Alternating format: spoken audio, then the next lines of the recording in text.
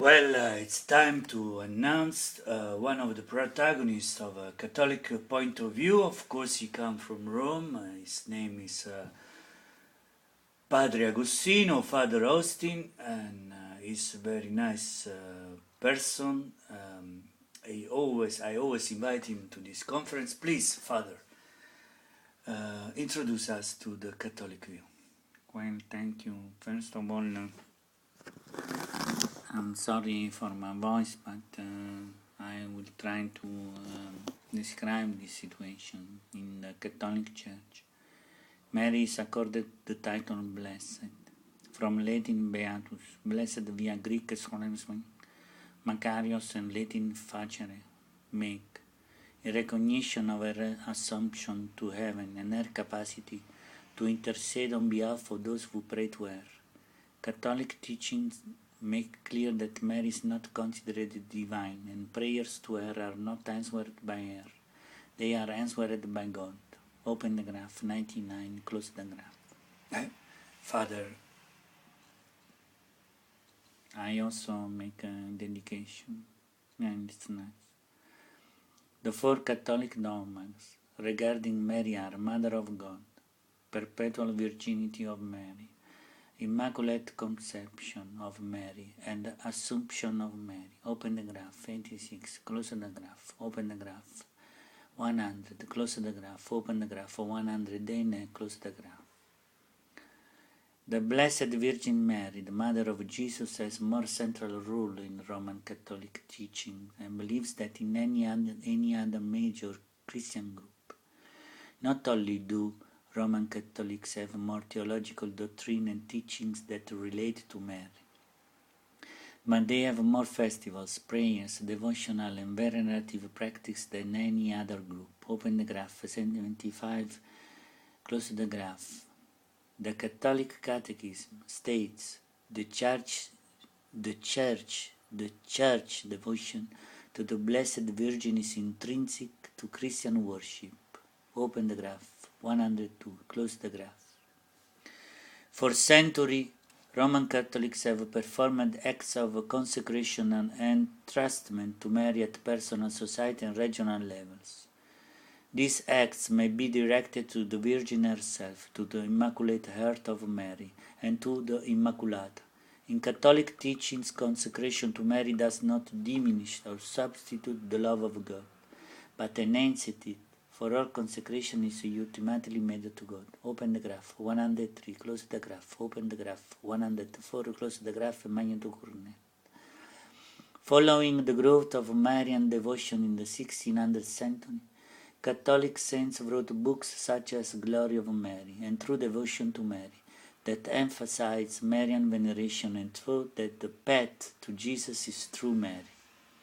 Marian devotion are at times linked to Christocentric devotion, the alliance of the hearts of Jesus and Mary. Key Marian devotion include Seven Sorrows of Mary, Rosary, I always do, and Scapular. Sono pure io scapular, I didn't marry, I'm a priest. Miraculous Medal and Reparation to Mary. Open the graph, 107, close the graph, open the graph, 100, close the graph, and let's go to the bar. Padre, please. The months, I make an improvisation. The months of May and October are traditionally Marian months. For Roman Catholics, the daily rosary is encouraged in October, and in May Marian devotion takes place in many regions. Popes have issued a number of Marian encyclicals and apostolic letters to encourage devotion to and veneration of the Virgin Mary. Catholics place high emphasis on Marian roles as protector and intercessor, and the Catholic Catechism refers to Mary as the Mother of God, to whose protection the faithful fly in all their dangers and need. There are many graphs, so I don't read them now. Key Marian, Thank you, Father. Key Marian prayer, please. Key Marian prayers include Hail Mary, Alma Redemptoris Mater, Subtum Presidium, Ave Maris Stella, Regina Caeli, Ave Regina Caelum, and Magnificat. Also, I don't have a cat. Mary's participation in the processes of salvation and the redemption has also been emphasized in the Catholic tradition, but they are not doctrines. Pope John Paul II, a beautiful pope, in the 1987 encyclical Redemptoris Mater, began with the sentence, "The Mother of the Redeemer has a precise place in the plan of salvation." In the 20th century, both popes, John Paul II and Benedict XVI, pace e bene a questi due grandi papi, two great pope, have emphasized the Marian focus because I live in Rome. I always see Cardinal Joseph Ratzinger, later Pope Benedict XVI, wrote, "It is necessary to go back to Mary if we want to return to that truth about Jesus Christ, true about the Church, and true about the man." Well, Father, it's very interesting. Please go on. Let's conclude this. Thank you very much. When he suggested the redirection of the whole Church toward